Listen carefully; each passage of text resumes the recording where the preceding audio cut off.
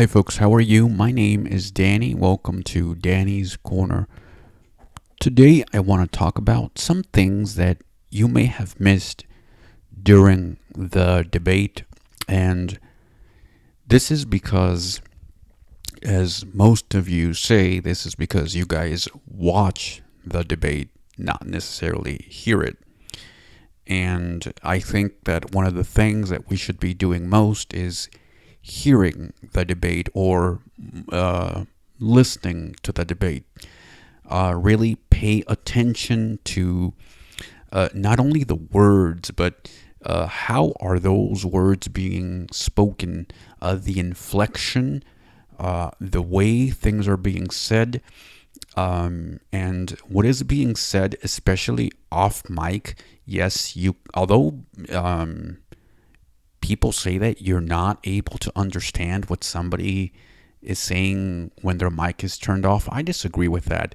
And that just may be because I am blind, and after all, supposedly my hearing is better than other people's hearing because I'm blind. I am still on the fence about that. But anyway, there are definitely certain things that caught my attention on yesterday's debate. It wasn't really too different than the other debates. It was more of the mudslinging, just like it's always been.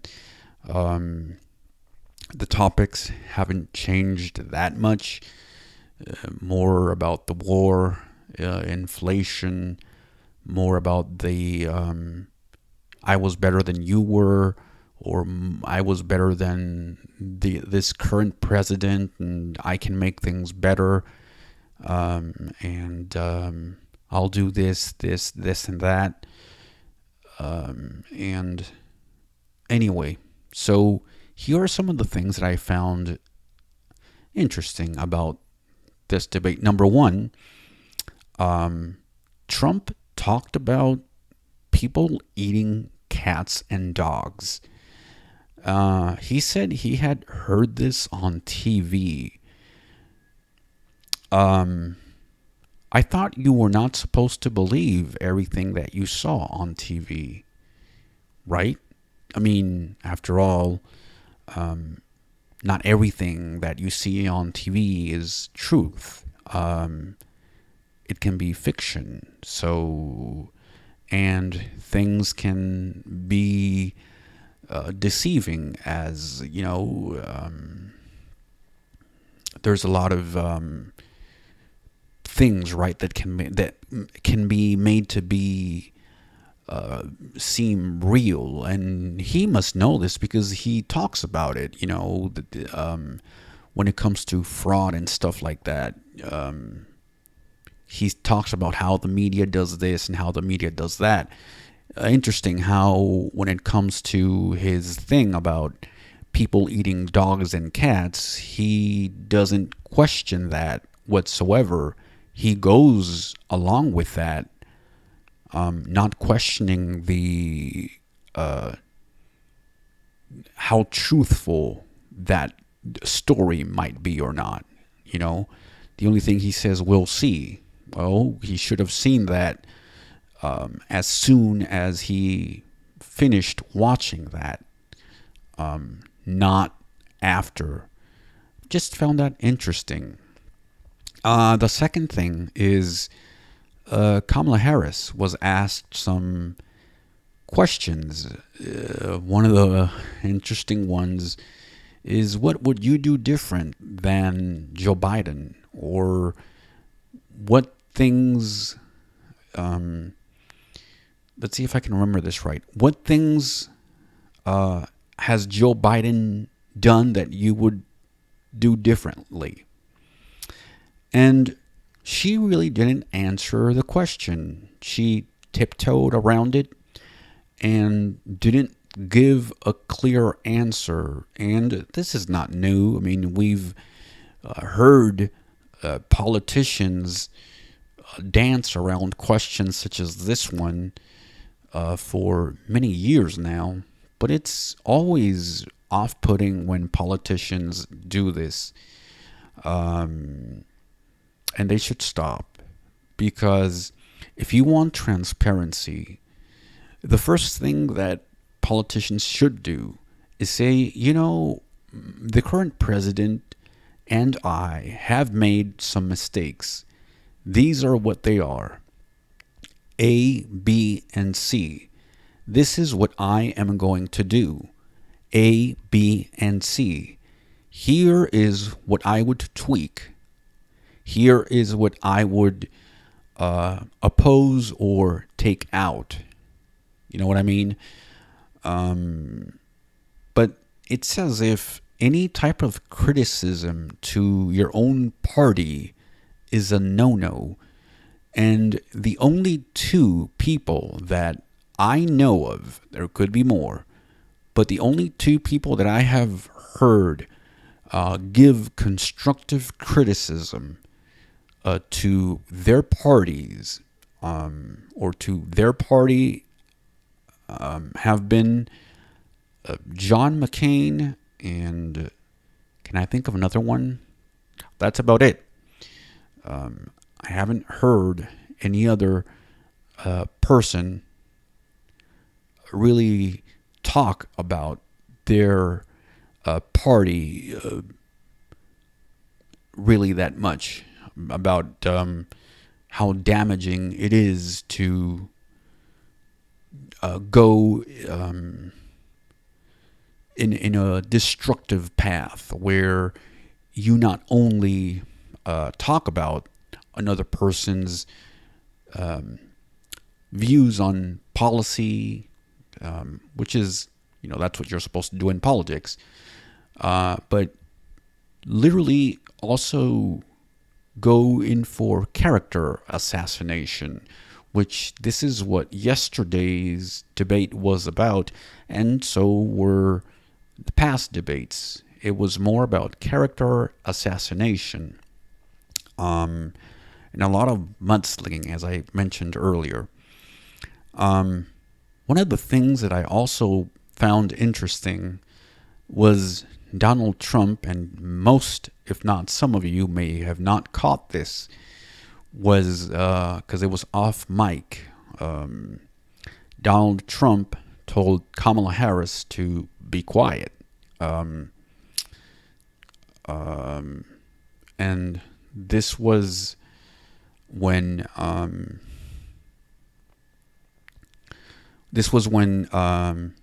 he was trying to say something, and she had interrupted, or but they were both doing the same thing. So it's interesting how he demanded to be respected in some way, but whenever he wanted to chime in, he could step all over her whenever he wanted. So it's interesting that the whole thing about being about him talking about dictators was very interesting, because it really seemed a moment of dictatorship right there. You're going to do whatever I tell you, and you're going to do it now. And this is not the first time that he's done it. He's done it with other women. He's insulted them, called them by names, and so when women are disagreeing, or when anybody is disagreeing with him, he can turn nasty toward those people. And so just imagine if he's like this in public, I can't imagine what he is in private with the people who surround him. Just an observation. The other thing is, again, going to Kamala Harris. It's interesting how she was asked about her views and how Donald Trump brought up her race a lot. And I think that just like Barack Obama with this whole birther movement, just as he could have made the case a bit stronger and missed that opportunity, I think Kamala Harris missed this opportunity as well. And I think that she could have been more adamant about it. And this is why I find these debates a tad disingenuous. I find them, I find these candidates not too passionate. I may be wrong, but they just don't inspire me whatsoever. And I hope I'm wrong. But something has to change. Interestingly enough, too, is they were talking about high prices, right? Inflation. How during Joe Biden's term, things have skyrocketed, which, true, things have been expensive. And it's something that Kamala Harris could at least acknowledge. Yes, they have gone up. And I think that's something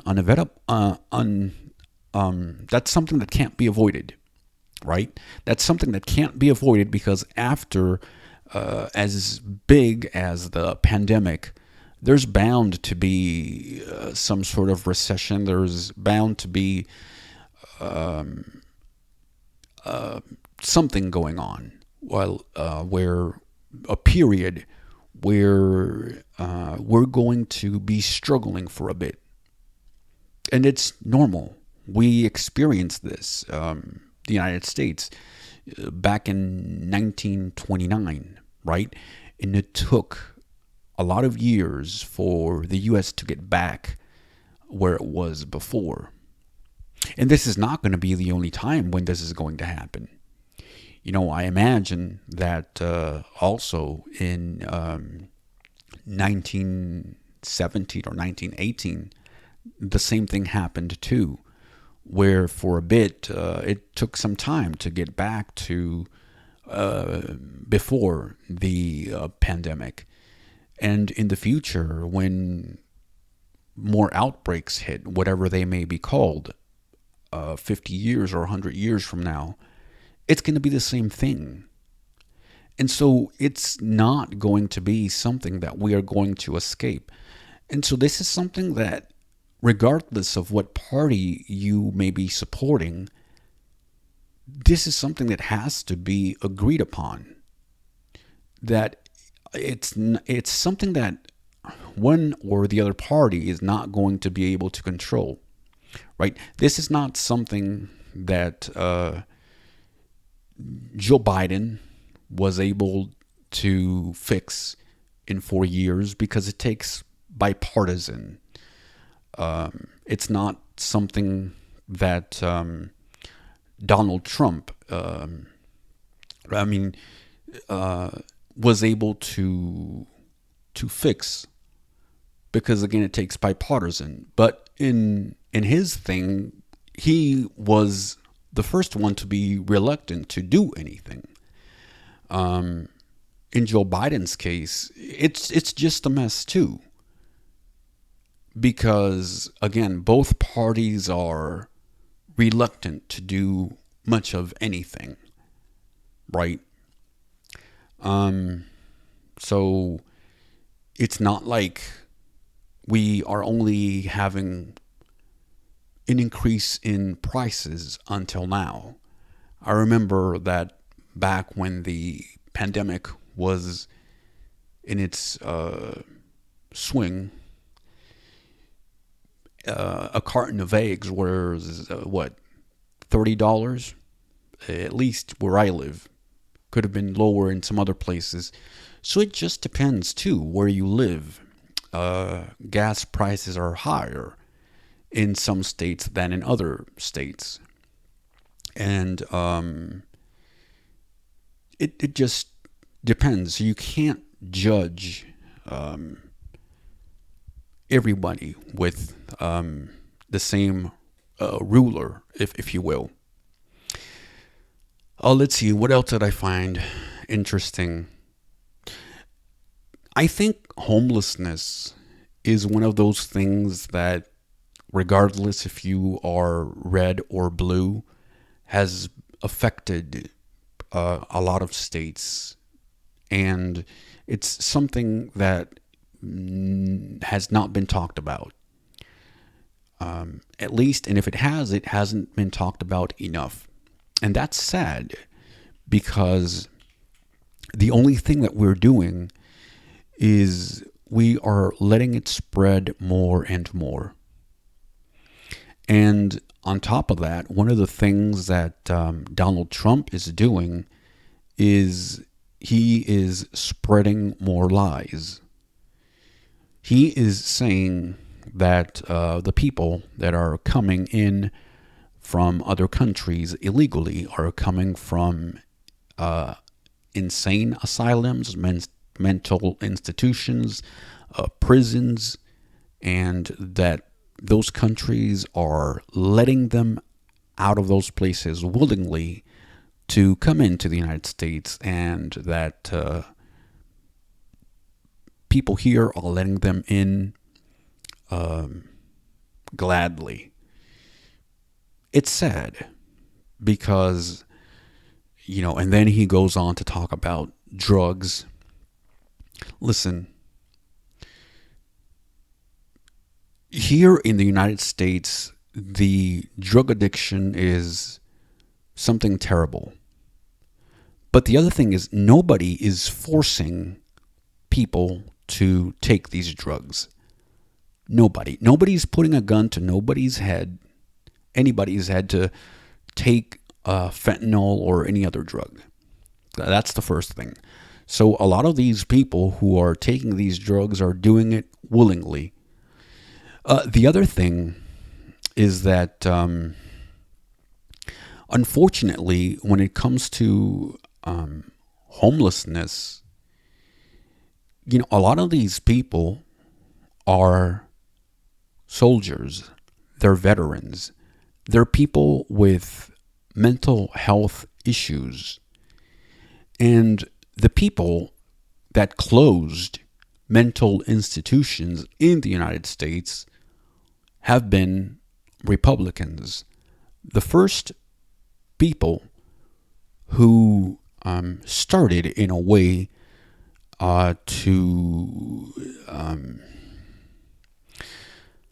how should I put it, kill off people with disabilities and black people and so forth were people on the left. Let's be honest with that. This was on the early 20th century.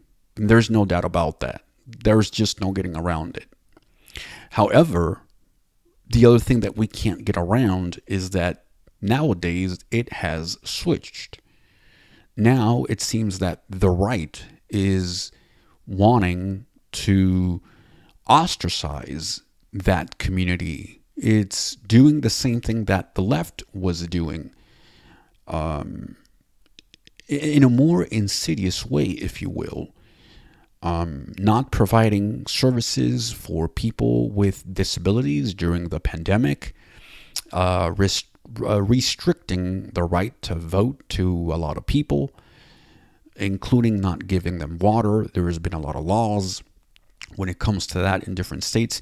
Anyway, and that was talked about a little bit, but again, it's interesting how Donald Trump wants to make this whole case about people are coming from mental institutions from other countries, when there are hardly any mental institutions here to take care of our own. So how is he going to make America great again? He had 4 years to do it, and in those 4 years, he hardly did anything. It's just sad, to be honest with you. He just created more animosity. And yesterday, when he had the chance to clear the air, to reconcile our differences, to make sure to work with the other side, he didn't do it. He only mentioned the bad things that Kamala Harris and Joe Biden had done and how great he was. And he's been the best president ever since who knows who, and all his great accomplishments, and so forth and so on. Nothing new was said yesterday out of his mouth. And again, it's just a disappointment. I wish I could have heard more from both sides, a more spirited, meaningful debate. And I thought that the hosts were a bit off, or maybe that's just the way I heard it, but I think they could have been a bit more energetic. They didn't seem to push more the candidates on answering questions. They did push back a little on both, but not enough. So I didn't like that. Let's see what else. I think the thing about not having an audience has been a smart one, just because with the booing and clapping and other things, I don't think that you hear a lot of the things that candidates are saying. And so without having audience, you are able to hear more of what they're actually saying, even when the mics are turned off. Even with Donald Trump and Kamala Harris, you can definitely hear what they're saying. So that was interesting, as I said before. Anyway, I just wanted to bring you a perspective of what that was like for a blind person hearing this. It was definitely an experience, as I said. I think that they could have talked about more issues. I think that they could have pressed a little bit more Donald Trump, for example, on why are you praising dictators?